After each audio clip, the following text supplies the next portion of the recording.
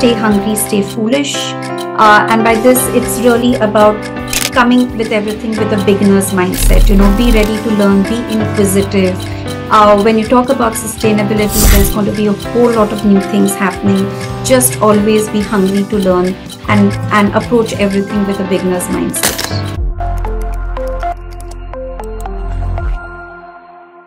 Welcome to this episode of Sustainability Karma. I'm your host Naina Gautam, and today we have a very special guest, Gauri Puranik. She is the head of English programs for India at the British Council.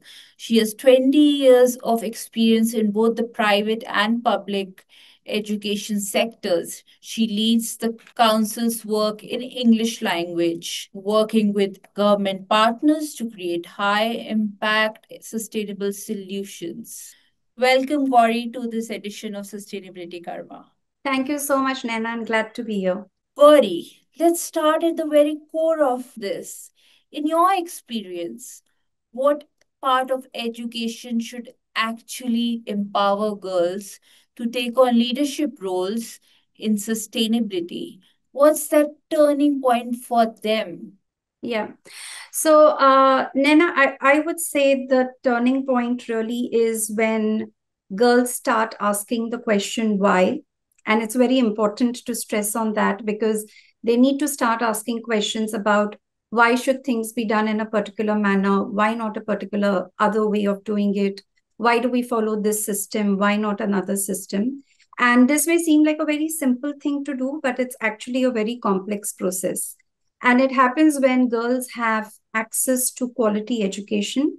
And by quality education, I'm not just saying it's limited to good desks, chairs, access to computers. All of that is important. That infrastructure is important. But when I talk about quality education, it's really the education which is underpinned by principles of equality and inclusion. And that's what's at the core of it.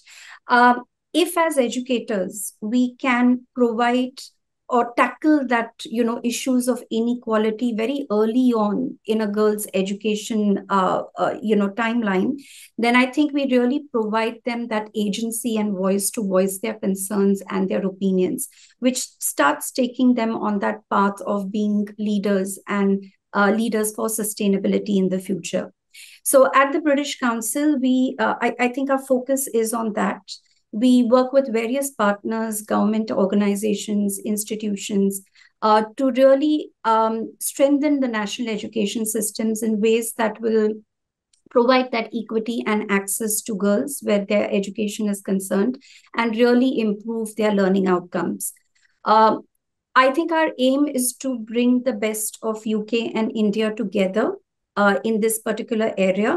And we largely do it through our work in education, arts and culture, and the English language. So I think the turning point is when they start questioning and they start questioning for the better. Of course, access to education is step one. But once girls are in the system, what are the invisible barriers they still face, especially when it comes to stepping into leadership or taking ownership of climate issues? Oh God, there are so many barriers. Where do we begin? So I think when you talk about invisible barriers, because there are these visible barriers which we know we all face, but when you talk about invisible barriers, these basically happen due to years and years of social conditioning, stereotyping, and cultural norms which kind of default the society to take decisions which may not maximize the potential of girls or may not be in the best interest of girls. So typical examples, when most girls will not go through higher education because of limitation of family income or resources, they become the obvious choice. And I'm not even talking about married women, but girls, just girls end up taking caretaking responsibilities in the household, be it a younger sibling or someone sick in the family. I'm not saying that girls should not take up these roles. I'm saying it should be a shared responsibility in the family so that the burden doesn't just fall on the girl. Now, coming to your question about how all of this impacts sustainability, okay?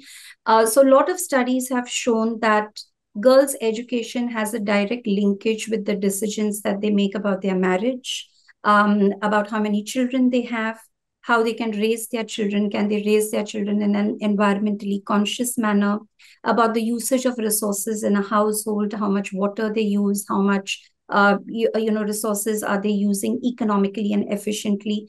So this might seem micro, the girls' education and her access to education, but it has macro implications when environment and sustainability is concerned.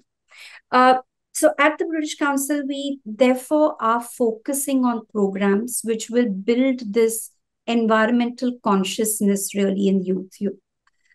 We have a very nice program with HSBC, which is called Seeds for Transition, in which we empower and equip educators with the right skills to develop this environmental consciousness and literacy in youth. We are largely working with marginalized youth in the age group of 18 to 30 years.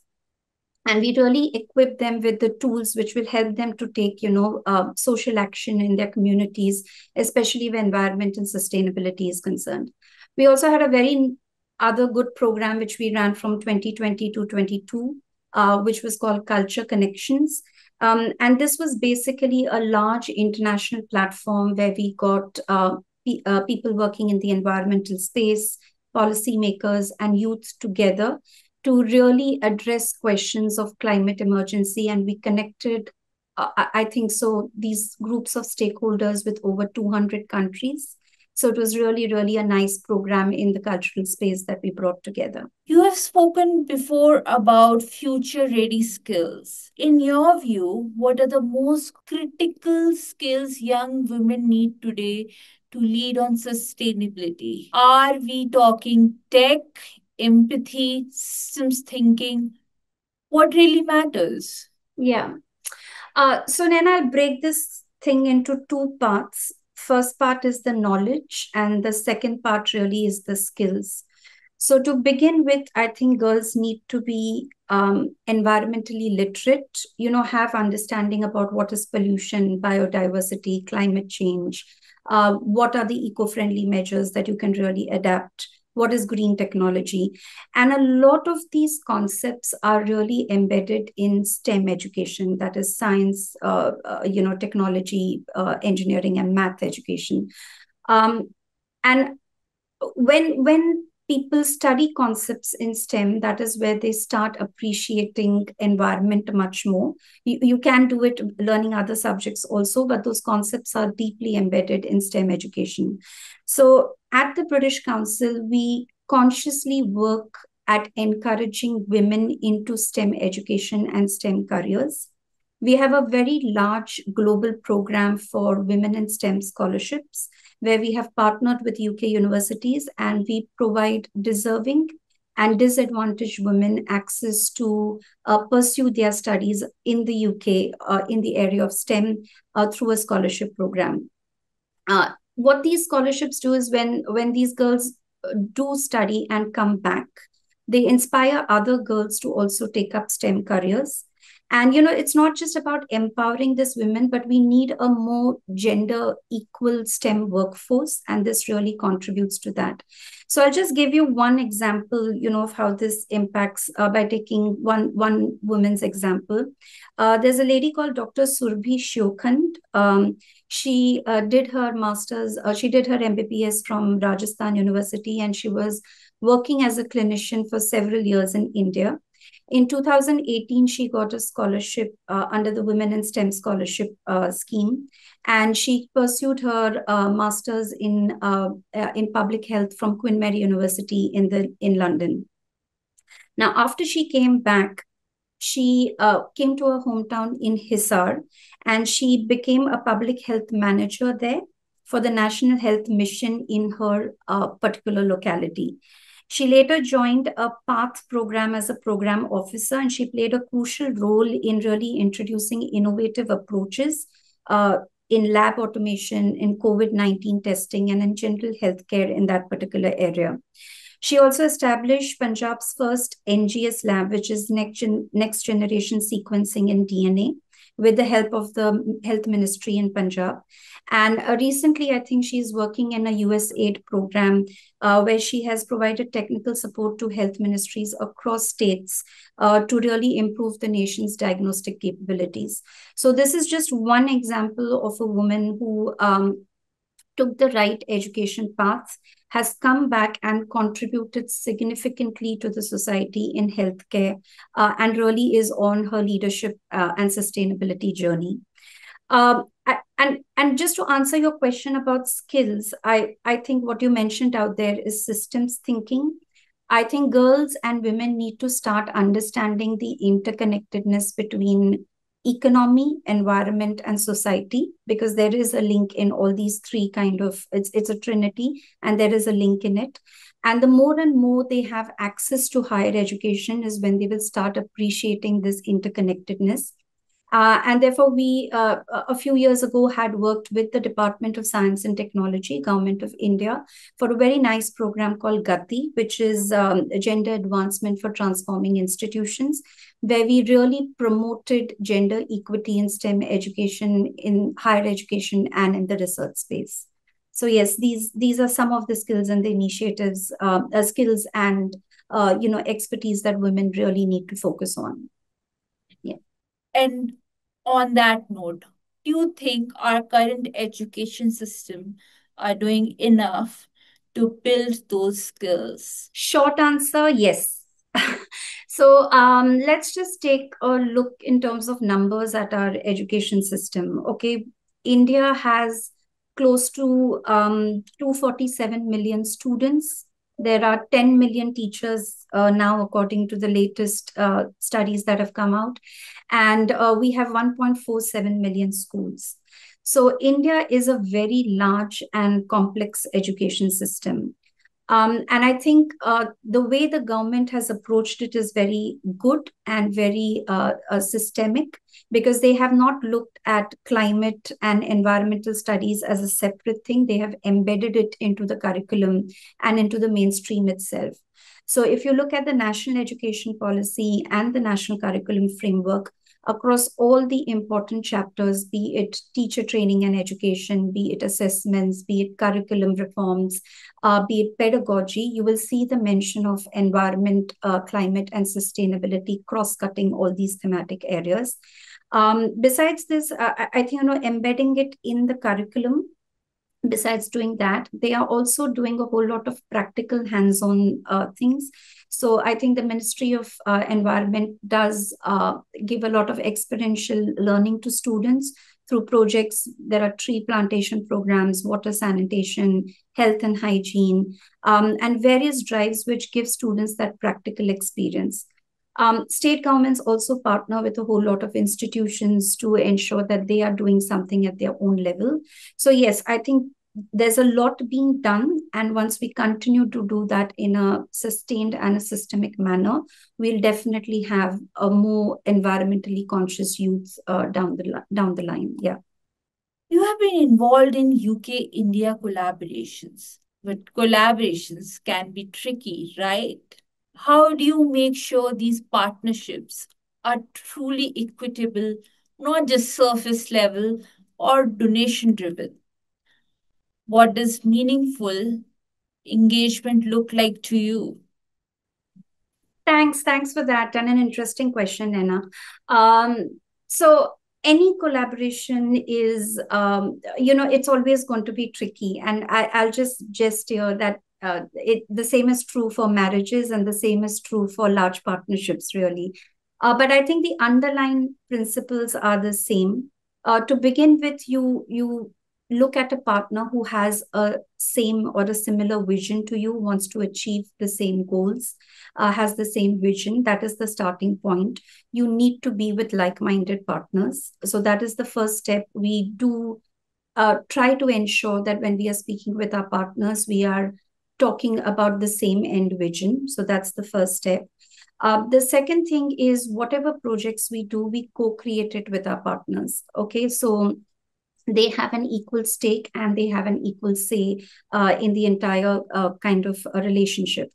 And lastly, we always start from a point of mutuality. So when you get the end outcomes, if they are good, yes, it's beneficial to both partners. But if we face challenges, those challenges are addressed together because we've started from a place of mutuality. So just to give you an example, we are doing a project with Microsoft in India. Where Microsoft is providing training to marginalized youth in higher education state government colleges, where they come in for technical skills like cloud computing, cybersecurity, artificial intelligence, and we have partnered with them to provide the same youth with English skills. So there is that good complementarity, and through our work, we have reached 25,000 youths now in the past 2 years. Um, we also have another long running program called the UK India Education and Research Initiative, which has several collaborations between universities in India and the UK to really promote research and innovation, again, in the area of STEM. So, yes, there are long sustained partnerships which you work the partner together.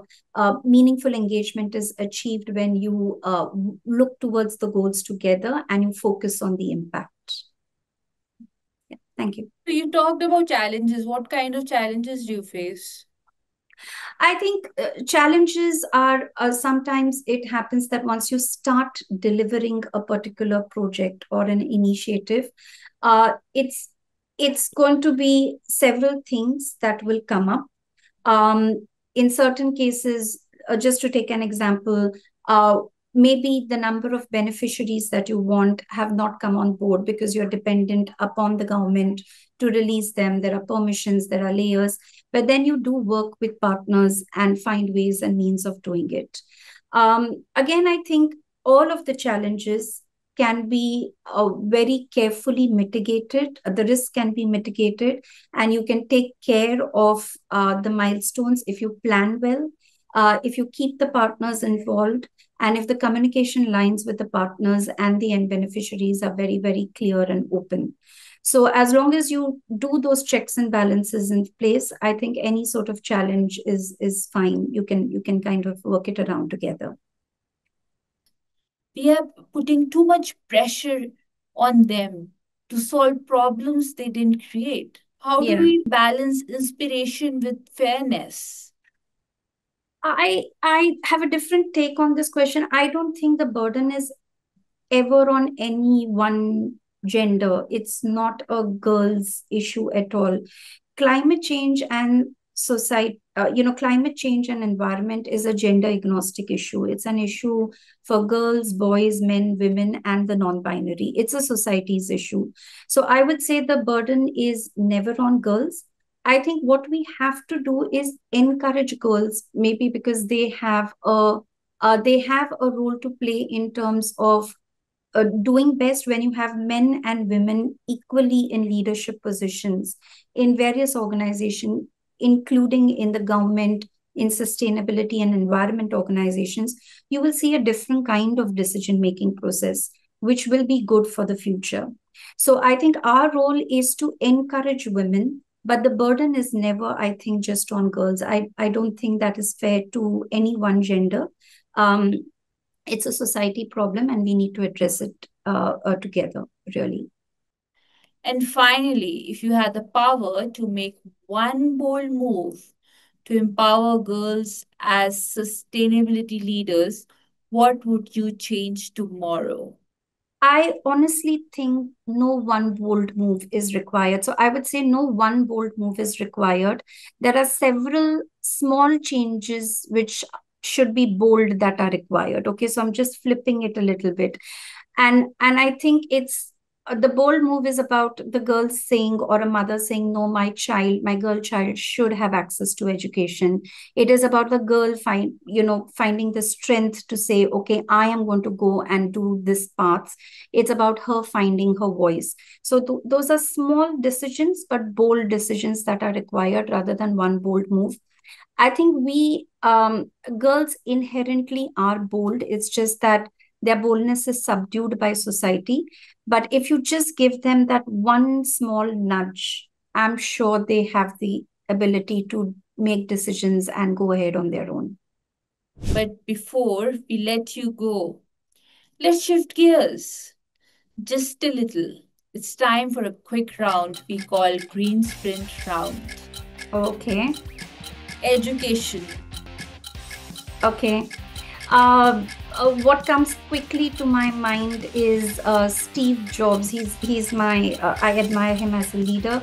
So Steve Jobs' words and his quote, "Stay hungry, stay foolish," and by this it's really about coming with everything with a beginner's mindset. Be ready to learn, be inquisitive. When you talk about sustainability, there's going to be a whole lot of new things happening. Just always be hungry to learn and approach everything with a beginner's mindset. Leadership. I would say always be authentic. Always be ready to say that you may or may not know something. That's the first thing. Be future focused. When we talk about environment, we need solutions for the future. And I think be innovative in your approach. Try something which you have not done before. These three things from a green perspective is what we need in leaders really for the future. Resilience. Women. I would say being a little biased. I think girls have the ability to face obstacles, and they have this amazing ability to bounce back. So I would say find that inner strength in yourself and go girl, conquer the world. Love those answers, short but full of meaning. Thank you again, Gauri, for being with us. Thank you so much, Naina. This is Naina Gautam signing off for Sustainability Karma. We hope you like this program. We look forward to your feedback on our WhatsApp number 9818120554. For participation in this program, write to us at sustainability.karma@gmail.com. Looking forward to meet you again at the same time next week with a new episode and a new guest. Till then, goodbye from all of us. Sustainability Karma, a podcast series on sustainable development, sustainability and ESG.